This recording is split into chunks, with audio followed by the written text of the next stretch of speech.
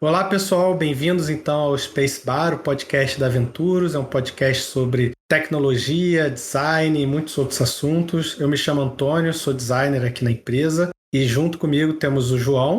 Pessoal, eu sou o João Anunciação, sou desenvolvedor de software no Venturos já há alguns anos e gostaria de dar as boas-vindas aos nossos convidados. Primeiramente, seja bem-vindo, Maurício. Por favor, se apresente aí pra gente.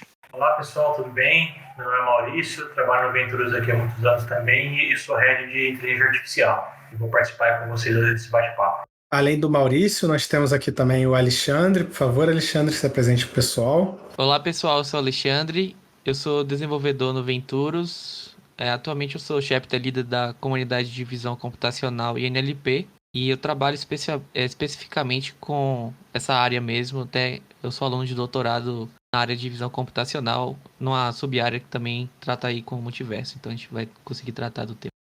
Obrigado, Alexandre. Hoje nós vamos então conversar sobre o metaverso, né? Gostaria de primeiro deixar claro que eu sou leigo, talvez um pouco entusiasta, às vezes eu procuro ler algumas coisas como curioso, mas assim, sou extremamente leigo nessa parte ainda. Então eu gostaria que vocês explicassem aí pra gente um pouco sobre o que é o metaverso, em primeiro lugar, né? Qual que é o conceito de metaverso? O metaverso, na verdade, ele foi usado pela primeira vez em 92 em um livro. É um livro chamado Snow Crash. Então foi a primeira vez que surgiu esse conceito. E o autor define lá o que seria o multiverso, enfim, na história, com um ambiente virtual paralelo ao mundo físico e tal, onde os usuários interagem através de avatar. E, enfim, ele ganhou muita notoriedade, principalmente nos últimos anos, né? Eu acho que agora com o cloud, enfim, as ferramentas tecnológicas aí permitindo esse ambiente, isso tudo voltou à tona, né? E assim como é definido, assim, tem um artigo que é muito bom, um artigo de um autor chamado Lee, do ano passado, né? Ele traz uma definição bem concisa, assim, do tudo. Mas a ideia, no final das contas, do metaverso é um ambiente que mistura o físico e o digital. Então, o mundo físico e o digital são misturados. E você vai utilizar várias ferramentas, assim como eu acabei de comentar, para atingir esse objetivo. Então, por exemplo, você vai precisar ali de ferramentas de realidade aumentada, né? Então, dali você vai precisar de inteligência artificial bem refinada, de cloud para processar esse dado bem rápido. Então, é uma série de empecilhos tecnológicos para a gente chegar lá.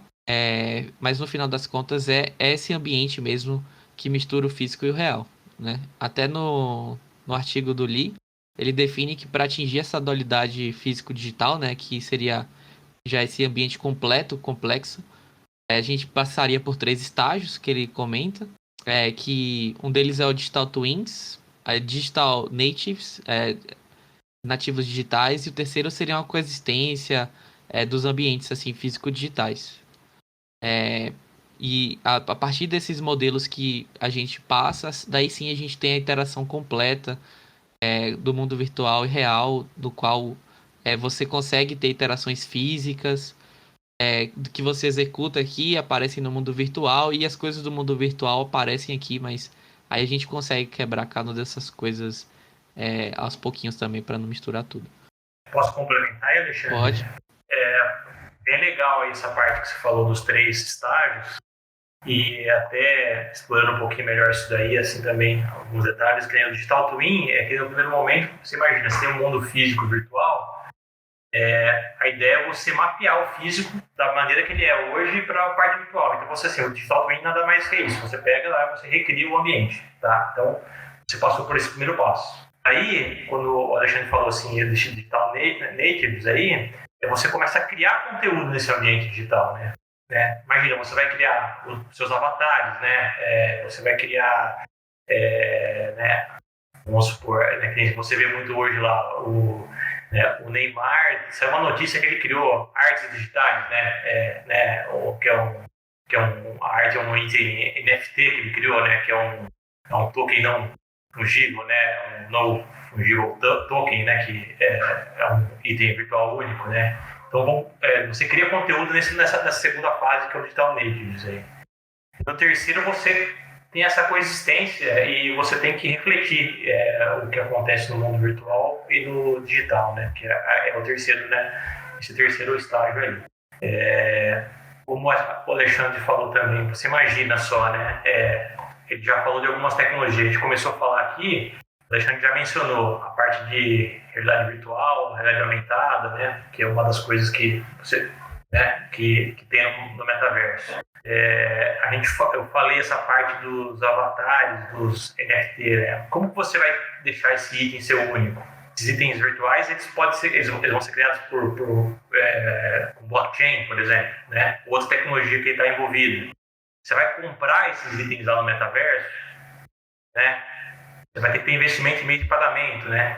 O pagamento vai ser via blockchain, então tem bastante coisa interessante aí que está envolvida também. Tá? E até o Digital Twin, né, que é uma área que você reconstruir o ambiente, você pode usar a visão computacional, né, a reconstrução usando profundidade, né, usando a visão computacional, que é uma área do Alexandre, pesquisa aí também que está envolvida no metaverso também, né, envolve isso. Então, é legal a explicação de vocês, mas a gente colocou em cima de uma explicação um monte de outros conceitos que tem muita gente que tudo isso é muito novo, né? Como você explicou, Digital Twins, Digital Natives. E se vocês puderem explorar um pouquinho mais, eu vejo assim, o Digital Twins ainda é algo que está começando, né? A gente vê uma ou outra iniciativa nesse ramo de tecnologia. Digital Natives, a gente produz conteúdo de forma virtual, mas nesse tema de Digital Natives, o que é que diferencia para o que a gente faz hoje? Ou, quer dizer, esses estágios acabam se misturando ao longo do tempo? É isso mesmo? Que vocês pudessem dar uma explicação mais dessa diferenciação. Não, isso aqui não é qualquer conteúdo que se produz virtual que vai ser considerado como Digital Native. Principalmente como você falou, quando a gente fala de NFT, que é um item único e não replicável. A gente conseguiria garantir isso através dessa forma de blockchains e tal, mas isso quer dizer que um NFT ele é um digital native? Eu queria saber assim, da opinião técnica de vocês sobre isso. Como são etapas, né? Então, assim, a gente teria essas 3 etapas sequenciais. É o que você bem falou, né? Então, assim, a parte do Digital Twins, a gente ainda tá longe de chegar lá, né? Então, por exemplo, mesmo com os mapeamentos de modelamento usando CAD, né? Enfim, para ambientes físicos, que ferramenta a gente tem hoje que você consegue fazer um mapeamento bem fidedigno do espaço físico de forma rápida, né? Então, assim, ou esses sistemas são extremamente caros, tem algumas câmeras que eles fazem isso usando múltiplos sensores e tal, mas, assim, são com valores exorbitantes e ainda assim não demanda um tempo para você conseguir fazer esse mapeamento. Então, assim, a gente ainda não ultrapassou de forma adequada essa primeira parte da dualidade aí para, enfim, você conseguir fazer realmente o mapeamento do mundo físico para o mundo digital, né? E daí é justamente assim um ponto que Maurício comentou, né? As técnicas de inteligência artificial, elas vão chegar aí para ajudar a gente a fazer esse mapeamento, porque obviamente ninguém quer comprar imagina, um sensor de 150, 100 mil reais para você fazer o mapeamento da sua casa e começar a fazer a integração, né? Então, nesse cenário, fica totalmente proibitivo e não faz sentido também criar uma tecnologia que seria para o 0,1% da população, né? Afinal, o número envolvido é muito pequeno. Então, assim, a gente ainda está longe de, como você comentou, de ter esse ambiente virtual que ele consiga duplicar e ter todas as coisas do ambiente físico, né?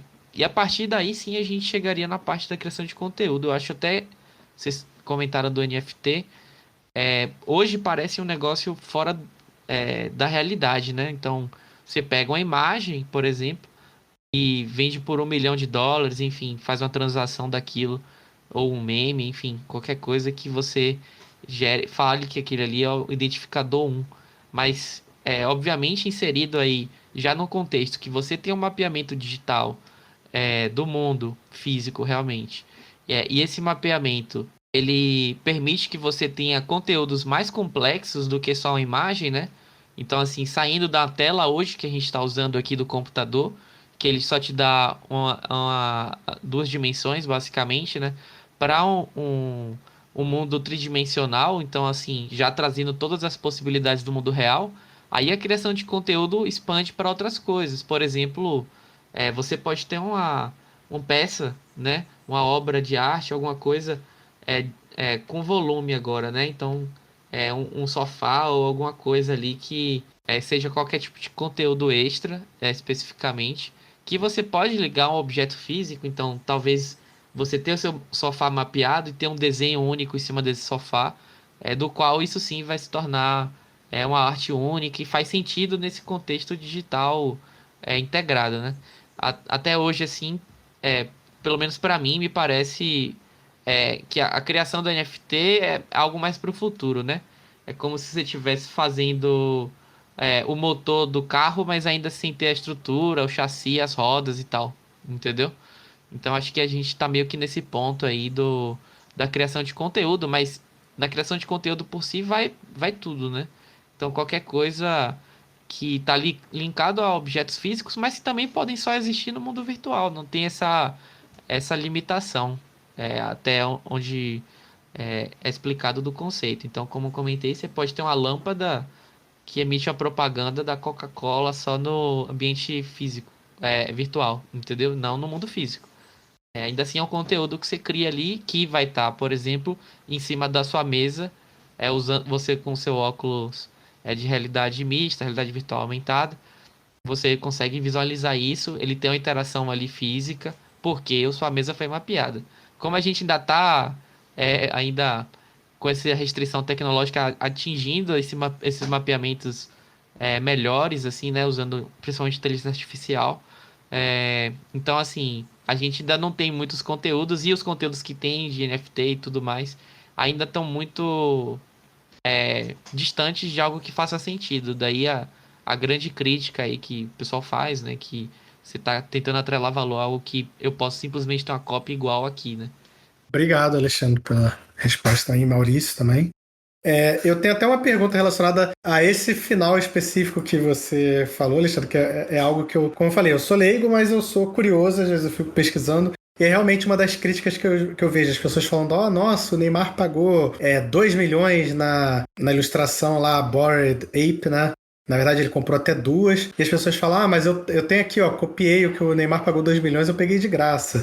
Mas, inclusive, eu estava lendo, acho que na semana passada, que acho que o Twitter vai estar começando o desenvolvimento e o Instagram está estudando a possibilidade de começar a colocar NFT como imagem, né? Então, teoricamente, ninguém vai conseguir usar a imagem do Neymar, só o Neymar vai conseguir, vai ter uma forma lá de validar, não sei falar em termos técnicos como vai ser feita essa validação, mas foi isso que eu entendi. E aí, até uma pergunta, assim, um lado meu. Uma curiosidade minha. Vocês acham que os conceitos que a gente tem atualmente é uma POC ou é assim a realidade? Porque, do meu ponto de vista, eu realmente acho engraçado essas críticas que as pessoas fazem, mas eu acho curioso que, por exemplo, falaram a tecnologia do NFT, na verdade, no futuro, ela não vai ser para vender arte superfaturada ou coisas do tipo. Ela vai ser... Você, teoricamente, vai ter seus documentos aí usando a mesma tecnologia que hoje você usa no NFT. Então, o que vai provar a legitimidade do seu documento não vai ser um carimbo caro que você paga aí num cartório. Vai ser a mesma tecnologia que hoje você tem no NFT. Então, eu queria entender o que vocês acham disso. Eu acho que até do ponto de vista que você comentou, isso aí tem várias possibilidades pra gente abranger, né? Mas, por exemplo, um pintor também, uma pintura, enfim, você pode fazer uma cópia de um retrato, sei lá, da Mona Lisa, né? Eu não, obviamente eu não sei desenhar, mas quem sabe pintar de verdade, enfim, quem é bem estudado e tal, consegue fazer uma reprodução bem fiel, mas aquilo não tem valor, né? Então, assim, até na questão artística, hoje, principalmente, assim, a gente não tem essa representação, porque também qualquer obra artística você tem um contexto histórico envolvido com ela, né? Então, é uma obra antiga, ou obra rara, ou vindo de uma pessoa que tem uma relevância ali especificamente, né? No cenário que ele atua e tal. E daí isso sim agrega-se o valor, né? Então, enfim, até pinturas ou artes de rua hoje, né? Você cria esse valor, mesmo não sendo antigo, mas principalmente às vezes, pelo artista, entendeu? Como é feita a construção ali visual e tal. E isso tudo ainda tá longe no NFT, né? Porque é o que você falou, eu vou copiar o macaco de Neymar aqui no meu computador e vai ser 100% igual, né? Então, assim, eu acho que ainda vai ter esse uso enfim, essa especulação, artística ou não, né? Ou de você ter um objeto único, que é o que você estava falando, o Twitter e o Instagram estão fazendo formas para que o NFT fique único dentro dessas plataformas. Mas essa parte da coexistência, né, que é o terceiro ponto que a gente comentou, você necessita, na verdade, que os ambientes eles conversem, né? Então, assim, você precisa ter essa troca de informações entre os ambientes. No caso, o Twitter, sabendo que aquilo ali é único no Twitter, mas também vai ser único na rede, entendeu? E não só único no Twitter e o Instagram ter único no Twitter, o Instagram, senão, por exemplo, eu crio o meu NFT do macaco de Neymar no outro, entendeu? Enfim, algo nesse sentido que você consiga todos os ambientes digitais se conectar e trocar sua experiência ali, suas informações, né? Para que você tenha realmente o seu dado único e tal. E realmente o que você comentou, daí tem aplicações práticas como validação de documentação, né? E que também vai derivar disso. Mas assim, por enquanto vira meio que um fetiche ainda, né? É um negócio que você atrela valor simplesmente porque você resolveu pagar por aquilo, né? Até já tem alguns casos de fraude aí, de própria pessoa comprando NFTs com valores altos, porque dali você já agrega um valor, né? Eu paguei 2 milhões, então assume-se que um preço ali estipulado estaria mais ou menos perto disso. Você faz uma promoção de, sei lá, 50%, né? E vende. Então, se você comprou de você mesmo ou de um parente, alguma coisa nesse sentido, no final você não gastou nada, o dinheiro foi só transferido para você mesmo ou para outra pessoa e você vendeu por 1 milhão para alguém. Então, no final das contas, você criou valor de algo que não tinha valor batido, baseado numa cotação que foi estabelecida ali simplesmente por um valor pago. E esse objeto agora, esse no caso NFT, né, que não é objeto, agora foi comprado por alguém porque ele entendeu que aquilo ali tinha um valor de 2 milhões, entendeu? Isso aí é algo que ainda vai se ajustar. Tá muito no começo, né? Acho que sempre quando você tem algo muito novo, assim, disruptivo, ainda o blockchain, por exemplo, que Maurício comentou, né? Ainda está caminhando esses conceitos, né? Quando a gente tiver, principalmente tratando-se do metaverso aqui, algo que a gente consiga avançar nessas etapas aí, nas 3 etapas que a gente comentou, aí sim a gente vai começar a ver como vai ser aplicado mesmo o NFT, ou cada um desses conceitos nesse grande universo aí que vai ser o metaverso. Ainda falando nessa parte do terceiro estágio aí que o Alexandre comentou, é um ponto muito delicado até, né? Porque você imagina, né? Não é uma empresa, uma pessoa ou uma entidade que vai criar um metaverso inteiro. Então, você vai ter vários ambientes separados, isso que o Alexandre comentou, da interoperabilidade, né, desses ambientes. Imagina como que vai ser feito isso, né? Você tá meio engatinhando mesmo. Você garantir que o seu avatar lá do Alexandre, o meu avatar, ele pode navegar entre esses ambientes feitos por determinadas empresas diferentes, né? E ter a sua identidade, né? A obra, o NFT também, assim, enfim, assim, isso é um dos grandes desafios aí dessa parte também. Agora a gente está começando a trazer um pouco, além, derivando, né, dessa discussão sobre quais que são os impactos na sociedade que isso pode trazer, né? Mas só um comentário a respeito do que o Antônio comentou, do NFT que o Neymar comprou, não é simplesmente uma imagem que ele comprou. Se eu não estou enganado, isso daí também garante, para ele, é meio que existe um smart contract por trás disso, que essa obra que ele comprou garantiu um ingresso a um clube exclusivo de celebridades. Então, não é simplesmente o cara pagando milhões em uma imagem de um macaco lá, feito por um artista famoso. Não sei se o cara é famoso ou não. Mas existe um valor por trás, existe um interesse em adquirir uma exclusividade por trás disso. Então, para ele fez sentido comprar isso. Então, essa é uma das aplicações. Vender exclusividades, vender acessos que ninguém mais pode ter, porque é escasso, né? E isso acaba gerando esse alto volume de dinheiro envolvido nas coisas mais diversas possíveis. Então, quando isso começar a ganhar um pouco mais de tração, o que vocês enxergam assim, desses impactos na nossa sociedade? Eu vou falar um pouquinho assim do que eu vejo, que hoje a gente fala, tentando vislumbrar o futuro, é como o pessoal lá muito tempo atrás falava, em 2021 a gente vai ter carros voadores. Aí a gente tá agora em 2021 nessa situação que a gente tá hoje. É 2022, né? E as coisas assim já não mudou tanto quanto o pessoal vislumbrava, mas mudou muita coisa, sim, mas não da forma que a gente imaginava. Então, quando a gente tenta, às vezes, enxergar qual que são os impactos, tenham isso em mente, né? Que às vezes a gente está pensando que a gente vai ter carros voadores no metaverso e sim, é possível, mas qual que é a opinião de vocês em vislumbrar esse futuro da sociedade com esse metaverso em jogo? Então, cara, como isso está muito incipiente, foi interessante que daí eu comecei a dar uma olhada em alguns lugares, discutindo um pouco disso, né? E eu vi, tem alguns vídeos de algumas pessoas fazendo alguns experimentos com as ferramentas que ele já tem hoje disponíveis aí. Tem um ambiente criado pelo Facebook, né, que você tem, né, os equipamentos, né, do óculos, enfim, alguns sensores, né, tudo, e outras empresas. E é interessante que teve alguns testes, por exemplo, que até uma pessoa está narrando o uso disso, né, da forma que está hoje, certo? E era bem interessante que daí ela fez até tipo algumas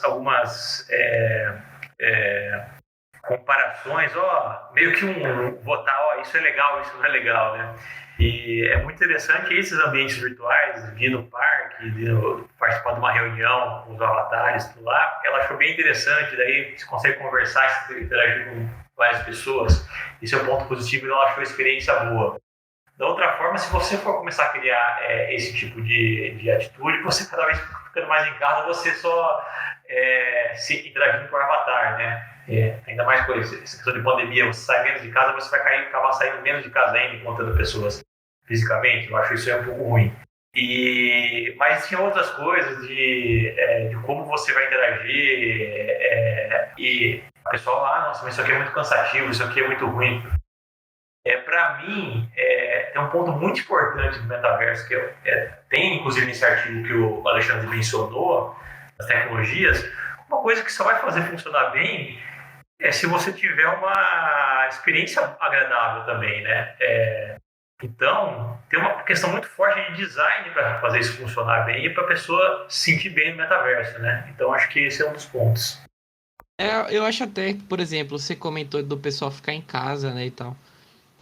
Talvez, assim, a gente não tenha tanto costume, mas eu sei que quem tem 13, 14, 15 anos hoje, eles já ficam muito tempo no celular, né? Então, assim, queira ou não queira, ele tá num ambiente ali, forçado, interagindo ou não, enfim, em rede social, por longos períodos de tempo, né? Eu não sei se o metaverso efetivamente vai... se a gente, quando a gente atingir um sistema desses, assim, de complexidade, a gente vai mudar o que a gente já faz hoje, entendeu? Os moldes da sociedade como um todo. Pro adolescente hoje já é normal viver o tempo todo com o celular, que quando isso for ampliar, de certa forma, a gente não vai ficar só no celular, a gente vai estar o tempo todo conectado online e vai ser normal, né? Mas quando o Maurício falou sobre isso, eu até lembrei de Pokémon GO. Antes da pandemia, todo mundo que ficava em casa começou a sair de casa para interagir com animais ou Pokémons virtuais, né? Mas você tinha que sair de casa.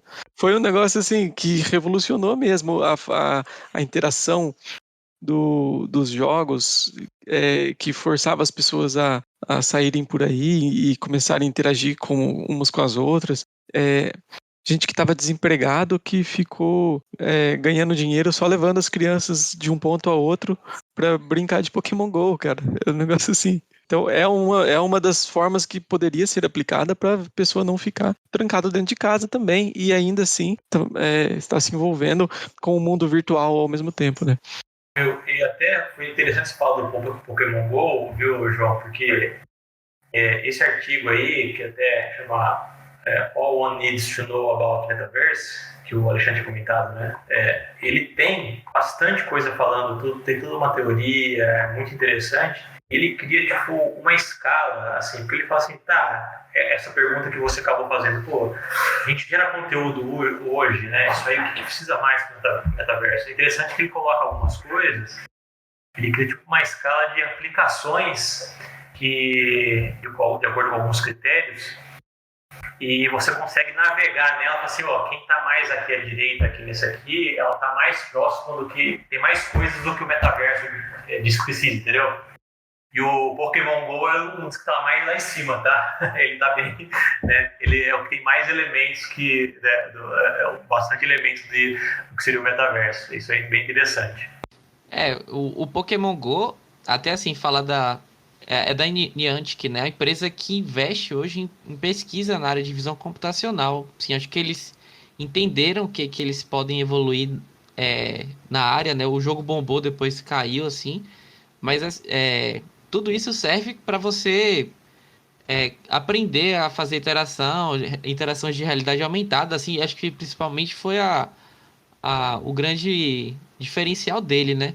Então pegou algo que era bem popular, o Pokémon, e criou uma experiência diferente. A gente via o Pokémon na sala a partir do celular, né?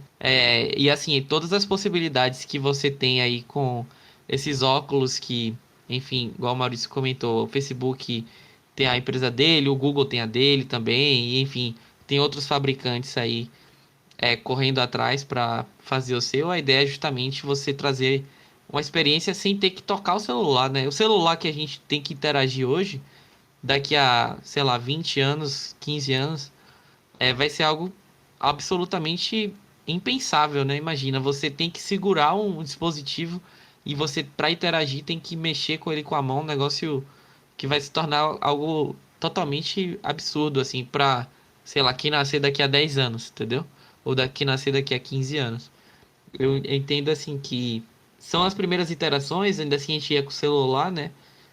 E realmente, assim, foi um grande diferencial. E se as empresas continuam investindo nesse tipo de tecnologia, né? Que são tecnologias essenciais para a realidade aumentada, né? Você ter o entendimento do mundo físico, que você não precisa necessariamente criar a representação virtual dele, mas entender onde está cada objeto na cena, daí a profundidade que Maurício comentou, né? O que é cada objeto da cena, para, por exemplo, você hoje no Pokémon Go, colocar o Pokémon em um lugar que não fique ridículo, né?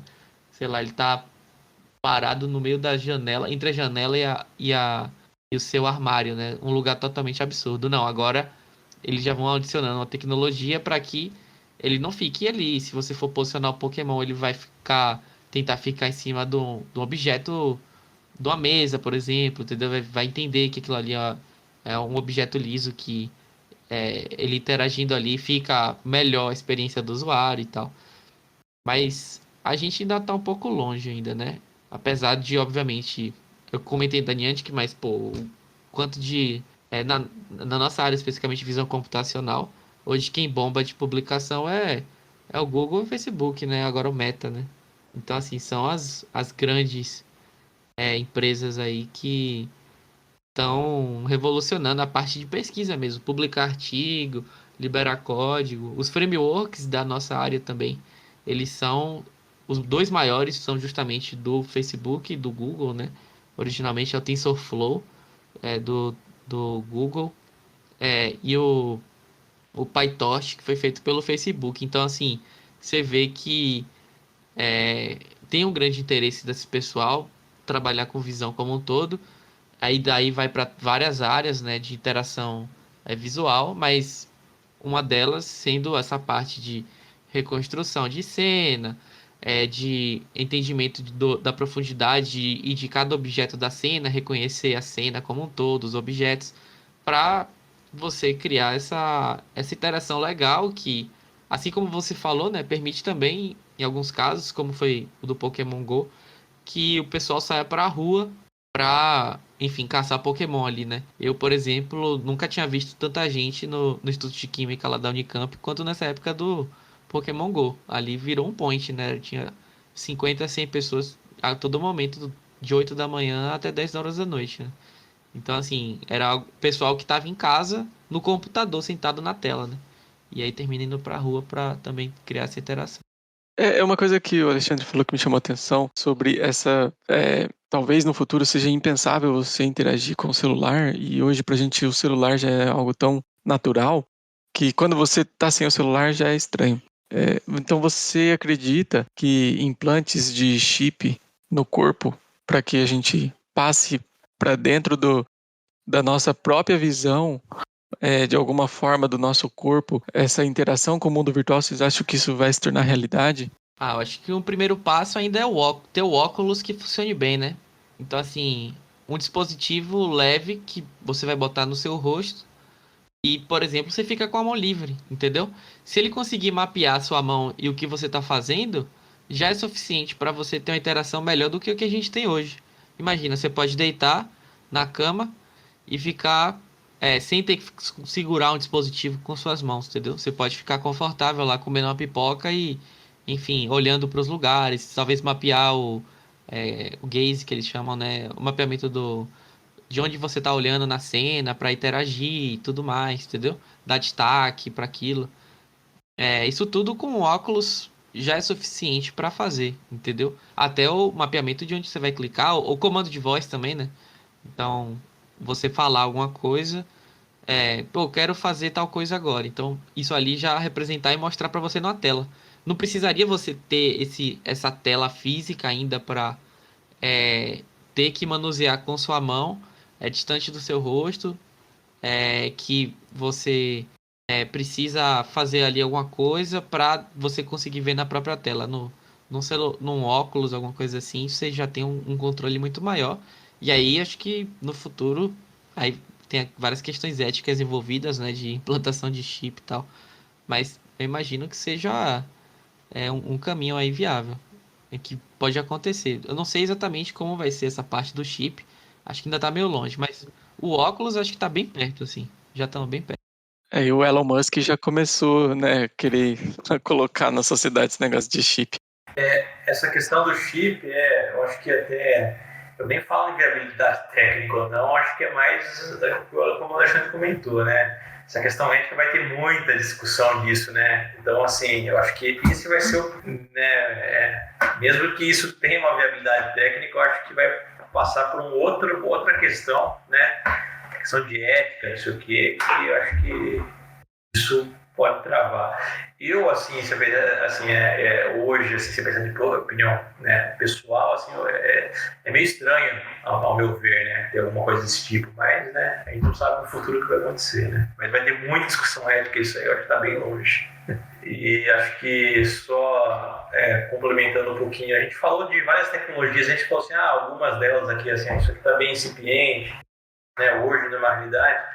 O que eu queria até mencionar, como o Alexandre comentou muito, que é a parte de IA, de visão computacional, né, que o pessoal que tem um grupo que trabalha muito forte nisso, tem bastante coisa que tem coisas que estão mais incipientes, mas tem coisas que a gente já usa, né? Então, assim, já tem pesquisas nas áreas, como o Alexandre comentou, de entendimento de cena, até essa questão de reconstrução, né? Você imagina, por exemplo, trabalhar em cima de um assunto para outros assuntos. Não esqueci, assim, a gente está falando do metaverso, mas vamos supor que você quer reconstruir uma cena, um ambiente, você pega um robozinho, né? Um robozinho, pequeno, autônomo, assim, né? Aí ele vai num ambiente que tem risco, né? Que não pode ter humano. Ele fica andando lá, filmando, depois você reconstrói a cena, o ambiente para você analisar posteriormente, tá? Técnica de visão operacional. E você pode criar projetos para você vender isso hoje, que é fora do metaverso, né? Essa parte de entendimento de cena, o que tem na cena, o que está acontecendo na cena, né? fazer rastreamento do objeto, localização, são técnicas que a gente já usa para outros propósitos de visão computacional, né? E até um pouquinho a gente falou de ética até, e uma coisa muito que a gente vai ter que se preocupar, né, é a questão de segurança e privacidade de dados, né, em relação a isso daí, né, que é um ponto bem crítico também que a gente tem que se preocupar no metaverso também. Eu gostaria de complementar aqui, na verdade, algo até voltar um pouco atrás, que a gente está falando bastante de visão computacional, inclusive de óculos, que o Alexandre falou bastante. Eu lembro que é engraçado que agora realmente assim está tendo esse investimento na realidade virtual. Houve um investimento anterior na realidade aumentada ou até mista, de certa forma, né? Teve várias propagandas do HoloLens da Microsoft, inclusive me prometeram o Minecraft de realidade mista e até hoje nada, né? Mas, enfim, algo que eu fico um pouco preocupado do lado do design, talvez, eu fiquei curioso, por exemplo, que quando o Zuckerberg estava falando de metaverso, na parte, assim, da Meta, né? Ele mostrou, por exemplo, uma luva que ele estava usando, que eu achei muito curioso. Eu tenho um óculos de realidade virtual aqui, outro dia eu estava testando Workrooms e tem um mapeamento de mão. Mas eu achei curiosa a luva que ele estava usando, né? Que realmente ele sentia, tocava ali no virtual e, teoricamente, assim, há uma perspectiva até de outras coisas desse tipo no futuro. E aí eu fiquei pensando assim, qual que é o futuro da acessibilidade também no metaverso? Que a gente está falando aqui, por exemplo, de visão computacional, né? Na Aventuras, por exemplo, a gente tem pessoas que são surdas. Na verdade, eu não sei se temos pessoas cegas. Mas para o surdo, talvez, assim, a parte da visão não é comprometedora. Mas pensando assim, pessoas cegas, por exemplo, há algum tipo de perspectiva de tecnologias assistivas de acessibilidade para que elas se integrem ao metaverso, claro, cada um com suas características, suas individualidades ou não? Vocês sabem de algo desse tipo? Eu não cheguei a ver nada disso, tá? Eu desconheço, tá? Não sei se o Alexandre chegou a ver alguma coisa desse tipo. Eu até, nas minhas pesquisas, não vi nada falando sobre o assunto. Eu acho, assim, pelo menos na parte de visão computacional, né? Você tem, por exemplo, transcrição de cena, entendeu?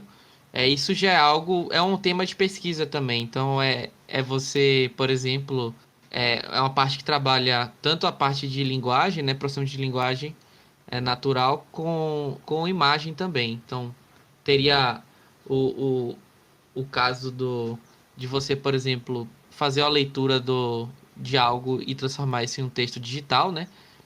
Por exemplo, até os nossos celulares já fazem isso, né? Você vai lá no Google Lens ou não sei, outro aplicativo e ele consegue ler o texto e tal. Mas você também tem o caminho de você conseguir fazer uma descrição de cena ou de imagens de forma textual. Você tem algoritmos hoje que eles são treinados para, por exemplo, a partir de uma imagem que você tem ali, ele falar, isso aqui é a imagem de um gato brincando com a bola e tal, tal, tal. Então, assim, eu imagino que eles não tenham criado nada específico para a parte de acessibilidade, especificamente para a parte de quem é cego, né? Mas os usos dessas outras tecnologias de inteligência artificial também, entendeu? No caso, os que eu acabei de comentar aqui, mas se tem ainda outros, eles vão entrar para suprir de uma certa forma, imagino, no futuro, essa limitação, entendeu? No caso de você estar transformando tudo em um ambiente, por exemplo, visual. Uma coisa que eu acho curiosa, por exemplo, é que realmente eu tenho aqui o Oculus Quest 2, né? E sempre que eu boto ele, meu quarto aqui que eu uso ele é um pouco apertado, ele fala assim, tem algum objeto no chão. Às vezes é meu tênis, mas ele me avisa assim, sabe? Ó, o tênis tá na área do seu guardião, que o guardião é uma área assim que você determina, você pode desenhar, mas normalmente ele pega mais ou menos a distância do seu... Ele calcula a sua altura e pela sua altura ele pega mais ou menos como seria o espaço do seu braço aberto, né? Então, por exemplo, eu tenho 1,85 de altura, ele me dá aí 1,85 de raio aí em volta, né? Para, no caso, ficar afastado. E aí, se tem algum objeto, ele fala para mim. Isso talvez possa vir a ser algo de acessibilidade no futuro também. Legal, eu fiquei pensando quando você perguntou realmente de coisas específicas para o metaverso, mas você tem razão, né? Essas técnicas que já existem de visão aí que a gente já conhece realmente podem ajudar e ser usadas mesmo, né? Bem interessante.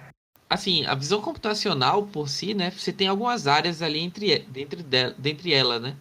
E você tem algumas áreas similares. No caso, você tem a parte de processamento de imagens, que você tem uma imagem gera outra imagem, né?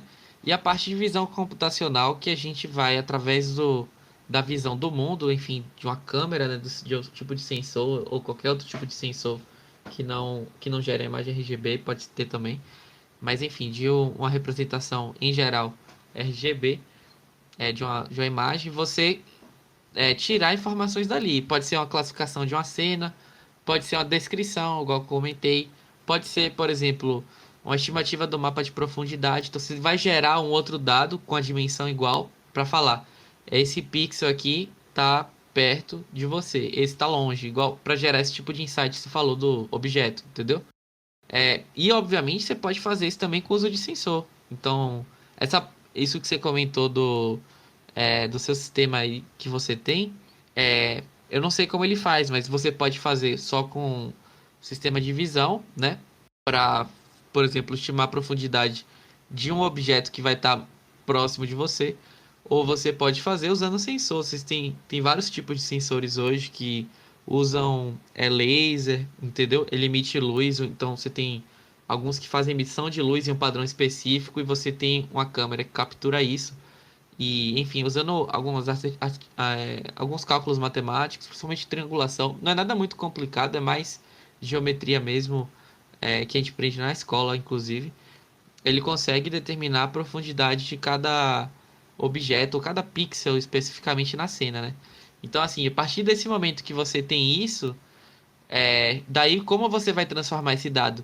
Se é de forma texto, se é de forma de informação mesmo, de dado, ou se é gerando uma nova imagem, no caso, nesse caso da profundidade, ou outros tipos de mapa que você gera da imagem, uma mapa de normal dos objetos e tudo mais. Aí depende do algoritmo que você está usando. E toda essa gama de algoritmos diferentes, elas vão servir para, no final das contas, nesse caso que a gente está falando, trazer um melhor entendimento de como cada coisa que está naquela cena interage. Então, cada pixel, por exemplo, de uma televisão, ela na verdade é o mesmo objeto que a televisão, entendeu? E aí, usando vários desses algoritmos, daí você tem uma gama muito grande de áreas de pesquisa, e cada uma vai evoluindo em paralelo. Você termina conseguindo juntar tudo para criar um produto que vai te dar esse entendimento grande da cena e tudo mais, assim como já é feito hoje, entendeu? Só que aí, cada vez mais que você vai tendo entendimento mais complexo e tendo algoritmos melhores, você, por exemplo, já não precisa mais usar um sensor para fazer isso. Se você não precisa usar um sensor extra, já cai o custo, entendeu? Daí vem o interesse. Por exemplo, um sensor bem comum de profundidade que é usado, que é o LiDAR, né? Acho que todo mundo já ouviu falar do de carro autônomo e tal, fica aquele sensor do lado de fora. É, a, o pessoal lá de Elon Musk, né? A Tesla, eles já anunciaram que os carros deles, eles estão fazendo usando só câmera. Então, assim, você sai, e isso você precisa, obviamente, de algoritmo de inteligência artificial para você fazer essa estimativa de profundidade. Mas você sai de um custo estimado aí de dezenas de milhares de dólares, então 10 mil, 5 mil dólares, 15 mil dólares, um sensor LiDAR bom, para um custo de uma câmera RGB, entendeu? Então você, com 100, 200 dólares, você consegue criar um ambiente completo. E obviamente, né, aquela questão que eu comentei no começo, o custo está sempre envolvido nisso. Esses óculos ainda são caros, mas um que mapeie todo o ambiente e tudo mais, uma câmera daquela que eu falei, chega a custar 100 mil reais, ainda não está no óculos. Se eles forem baixando o número de sensores e botando em algoritmos mais rápidos, que talvez sejam processados em computadores próximos, servidores próximos, isso tudo vai barateando os sistemas e também permitindo que mais pessoas entrem nos sistemas e aí a bola vai girando, entendeu? A bola de neve vai girando aí a partir desses desenvolvimentos e tudo isso aí vai sendo embarcado nessas áreas aí de visão computacional que cresceram bastante, principalmente depois de 2014, assim, que eles pegaram a técnica dos anos 90 e conseguiram rodá-la bem rápida E a partir daí, essa área bombou. E a gente já usa no nosso dia a dia sem nem perceber, né?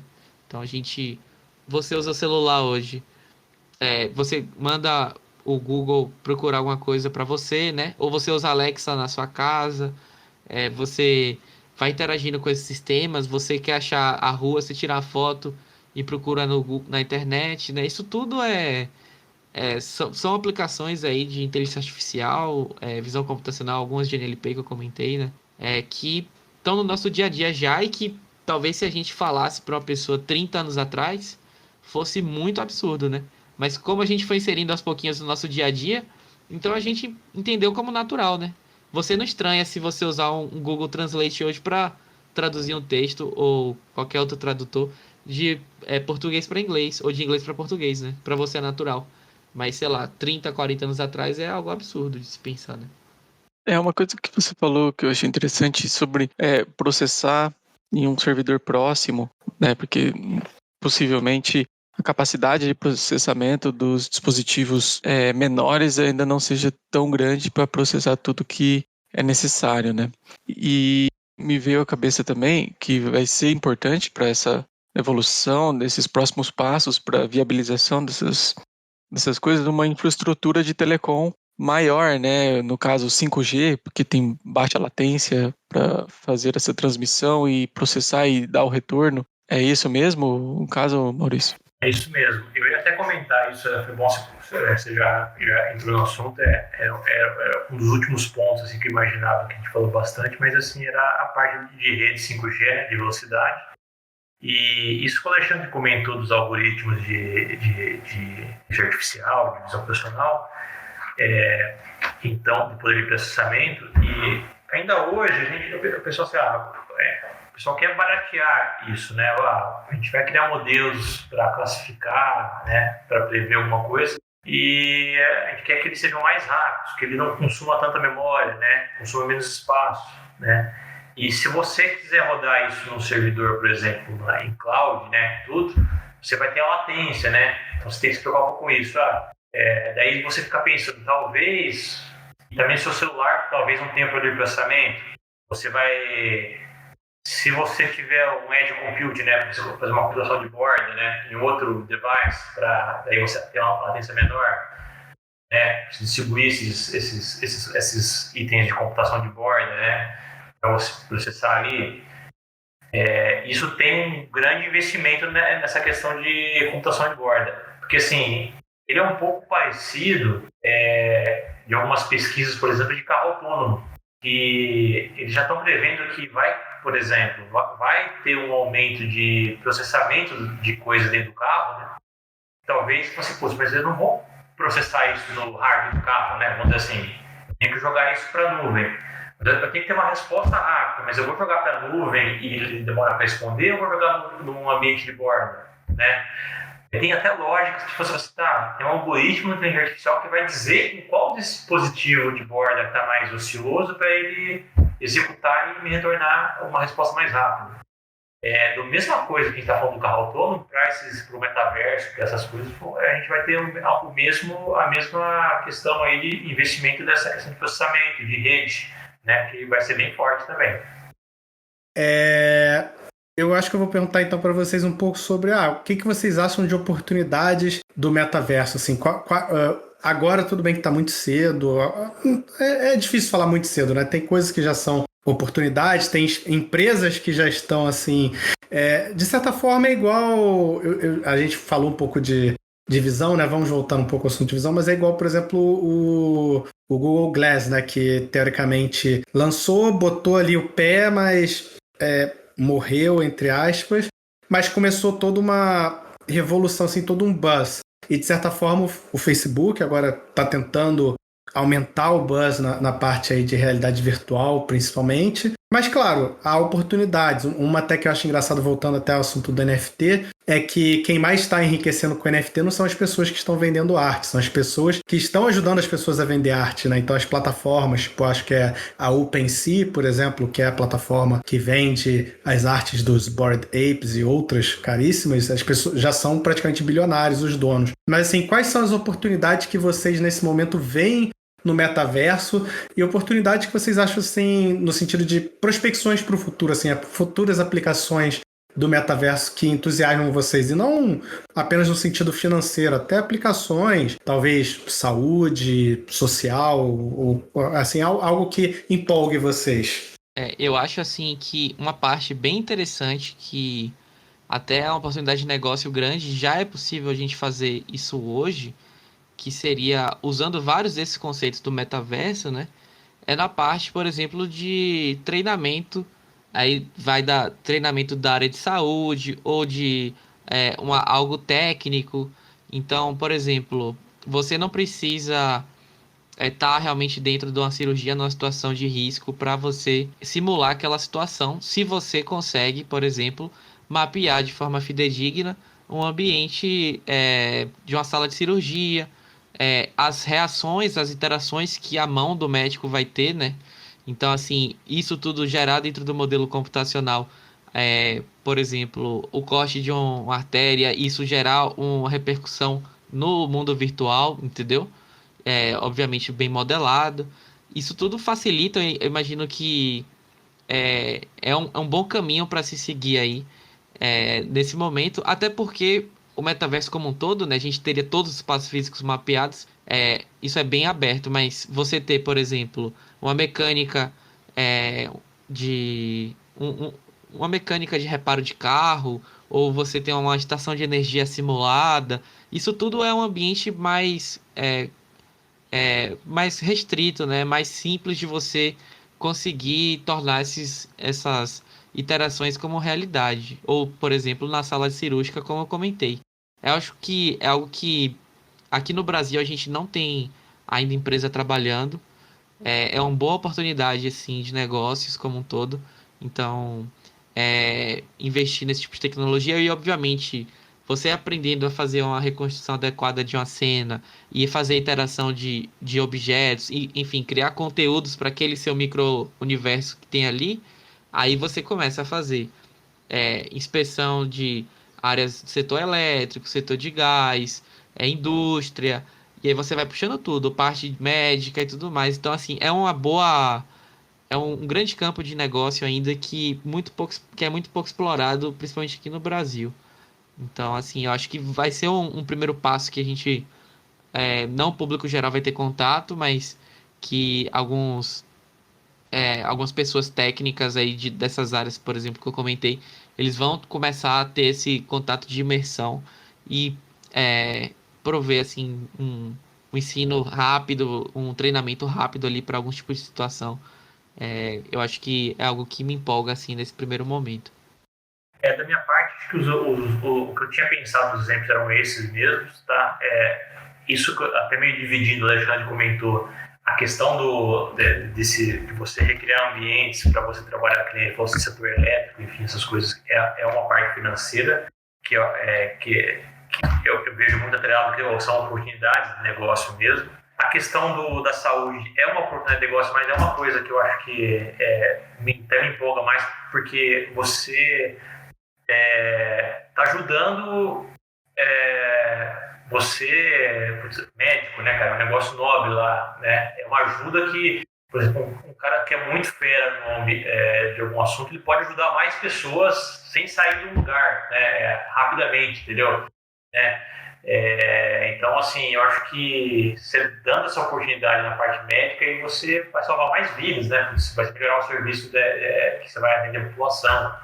E é um aprendizado, né? Então, assim, eu acho que também tem uma grande questão nessa de você recriar ambientes e você ajudar na área da educação, né? Você consegue expandir as pessoas boas para ensinar coisas sem sair da sua casa, né? Vamos dizer assim, ela vai conseguir ensinar mais, né? E atingir um público maior, né? Eu acho assim. Então, eu acho que isso aí é uma coisa que empolga nesses dois, dessas áreas que a gente comentou aí na parte de saúde e educação, que eu acho que são coisas bem interessantes aí a ser atacadas. Aí. Muito legal. Muito bom. Obrigado a vocês aí por aceitarem participar do nosso podcast aqui no Space Bar. Muito obrigado pela conversa. Obrigado aos nossos ouvintes que ficaram com a gente até aqui. E, Antônio? Eu queria agradecer, pessoal. Assim, Acho que foi um bom assunto, acho que tem muito mais coisa para ser conversada, né? Mas quem sabe mais para frente, mas muito obrigado mesmo. Valeu, pessoal. Muito bom aí fazer esse bate-papo com vocês aí. Valeu, pessoal. Um grande abraço, hein?